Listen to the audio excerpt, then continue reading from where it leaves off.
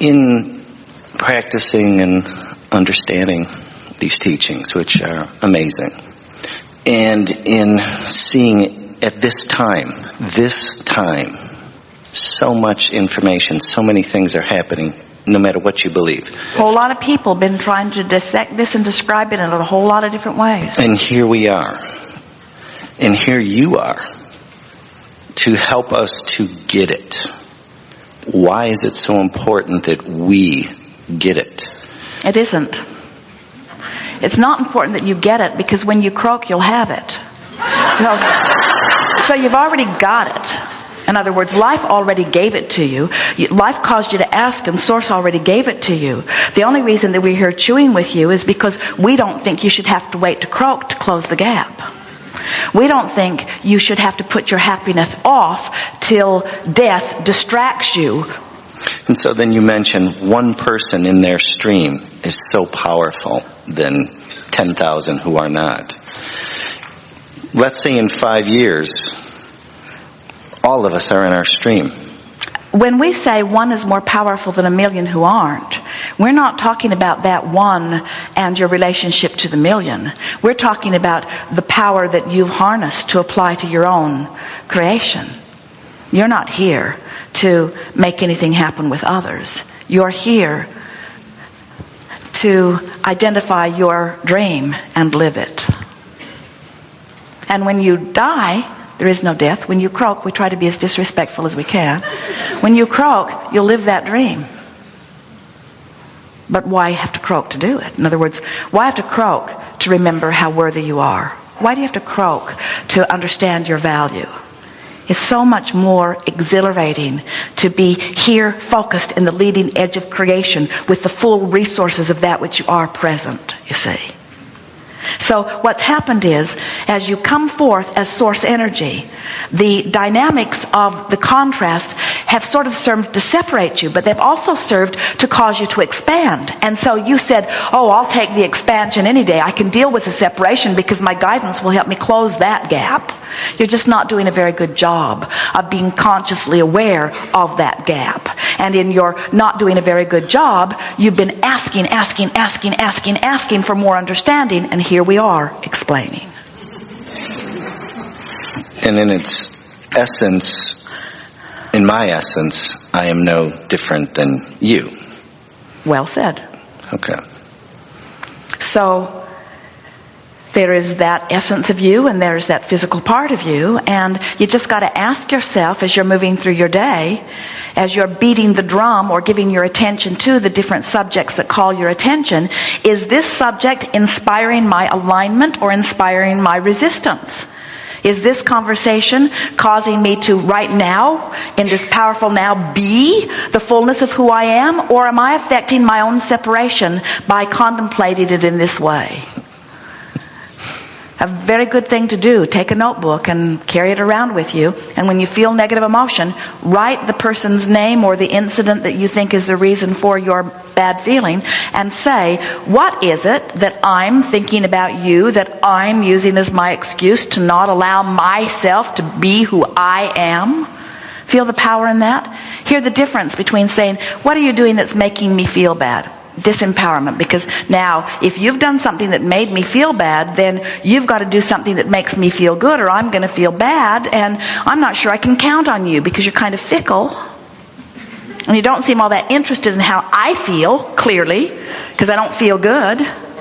So what is it that you're doing that is making me feel bad? Oh, disempowerment all over the place. But when you say, what is it that I'm choosing to think about you that I'm using as my excuse to not allow me to be who I really am? Total empowerment. Because I can choose that, or I can choose something that feels better, or I can choose something somewhere else altogether. If somebody doesn't like me, I can choose to think about somebody who does. Or if somebody doesn't approve of me, I can choose to think of the source within me who always does. If I'm thinking a thought that feels bad, I have the power to choose a thought that doesn't feel quite so bad. But here's the rub for most of you. If you're thinking a thought that feels bad, you don't have the power in this powerful moment to think a thought that feels really good, because those vibrational frequencies are too far apart. But you have the power to think a thought that feels a little better and feels a little better and feels a little better. And so the reason we're here is we're just trying to help you tune back in to who you really are. You are a lover, and when you're not loving, something's gone terribly wrong. And it's not the subject of your love that's gone wrong, it's your focus. You are one who knows your worthiness. And when you feel inferior or resentful or disrespected, it's not that somebody else has the power to do that to you. It's your focus. You've focused in a screwy way, you see. You've focused yourself out of sync with who you are. Even Esther will say, no, Abraham, that's not how it is. They made me feel this way with their behavior. Because I didn't feel that way before they did that. And we say, that feeling of powerlessness will bring you right to your knees. Because you can't control them, nor should you be able to, you see. But you can control your focus. Talked with a photographer recently who talked about the focusing of his camera. And we talked about how you can draw back to something general or you can focus in very specifically. And the key to keeping yourself in alignment is really that power of how to use your focus. If you're tuned in, tapped in, turned on, you're in vibrational alignment with who you are, now you can focus that lens really specifically and you can find something really extraordinarily delicious. That's that sexuality that we were talking about. If you're tuned in and you focus specifically, nothing better than that. But if you're not tuned in and you're focusing specifically, it doesn't feel so good. So that's when you want to sort of draw back into a more general focus till you regain your balance, and then you can zoom in more specifically. When you are moving in the direction of that which you have become, your life is blissful because you're seeing it as the source within you sees it. When you see through the eyes of Source, when you hear through the ears of Source, when you feel through the skin of Source, when you smell through the nose of Source, when you taste through the taste buds of Source, when you get yourself tuned in, tapped in, turned on, the visceral details of your sensual physical experience, it just does not get any more delicious than that. What's non-physical is a less manifested version of life.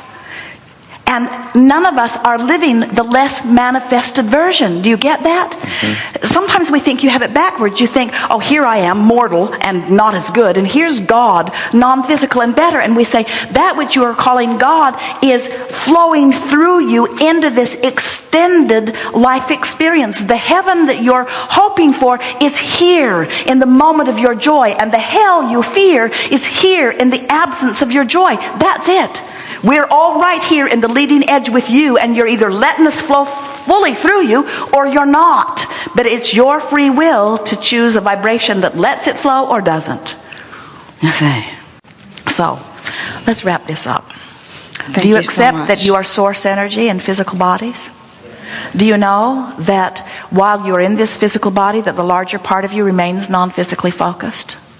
Do you know that the non-physical part of you that is expressing itself through you has explored with you the contrast, but has given its undivided attention to what you have concluded would be better? Do you understand that when you know what you don't want, whether you speak it or not, you know what you do want, and that Source gives its undivided attention to what you do want?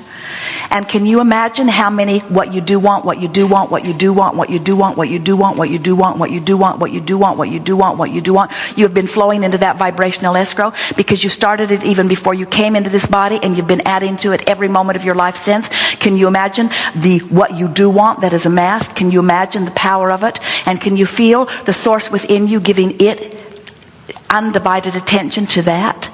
And so now does it make sense that when you beat the drum of I don't have what I want, that it feels bad to you because you are diverging from all that life has caused you to become? Do you understand that every negative emotion that you ever have is because you're not keeping up with you? You've been distracted from the truth, from the integrity, from the fullness of who you are. So, negative emotion is a good thing because it's an indicator of your vibration. Manifestations, no matter what they are lovely things because they are indications of vibration. And isn't it nice that since it's just vibration, and since vibration is just thought, and since you're a thinker who can direct thought, you're a thinker who can control vibration, therefore you're a thinker who can control your relationship with who you are. So, is it a good thing that you sometimes feel negative emotion? We think it is a wonderful thing because it means that you're aware of vibration before something is manifested. It means you're having a knee-jerk response to your vibrational countenance. How good is that? And now you know what to do. You know to reach for a thought that feels better. We have enjoyed this interaction immensely. We are appreciating your willingness to sit and pore with us over the nitty-gritty of your experience, all for the sake of coming back into the remembering that you are vibrational beings and that life is supposed to be good for you. We think it's way more conversation than any of you ought to have. We would like to just zap you with a worthy stick and get it over with. We would like you to love yourselves as we love you, but you've been practicing not loving yourselves as we love you, and you feel the discord of that. We're just here to remind you that there is so much love for you and so much appreciation of that which you are, that whenever you feel any negative emotion, it means that you're using something as your excuse to depart from the true nature of who you are. And it's right that you would throw a little hissy fit over that. Because you're supposed to feel good. Life is supposed to be good for you. You will never get it done. None of us will. That's a good thing. And you can't get it wrong because you can't ever be done with it. So if it feels wrong, just focus it into something that feels right. It really is that simple.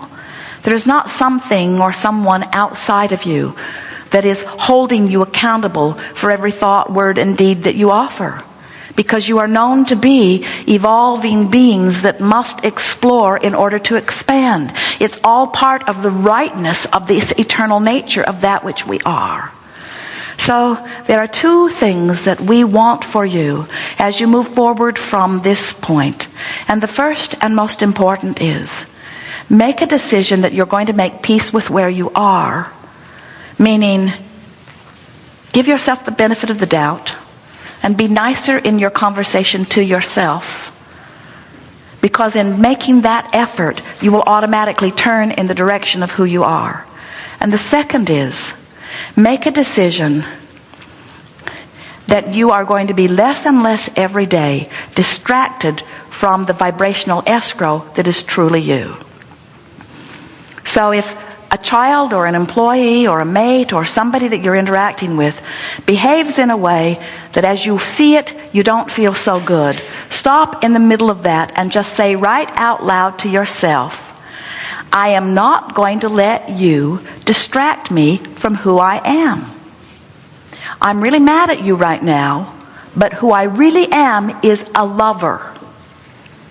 And my not loving you right now is so off because I am a lover. I'm going to insist on being who I am regardless of how you be. That, friends, is unconditional love. That's saying, I love because I'm a lover regardless of the condition. There is no condition great enough to distract me from the love that I am, from the clarity that I am, from the worthiness that I am, from the beingness that I am. Don't blame the distractors because you are the one who is distracted. And when it happens, don't blame yourself either. Just shore up your determination to be who you are. And we only say this to you because you're working so hard at life that you're making your stream go really, really fast. And when you got a fast-moving stream, you sort of got to go with it, or life isn't fun. And it's supposed to be fun. We've enjoyed this immensely. There is eternal love here for you. And as always, we remain joyously incomplete.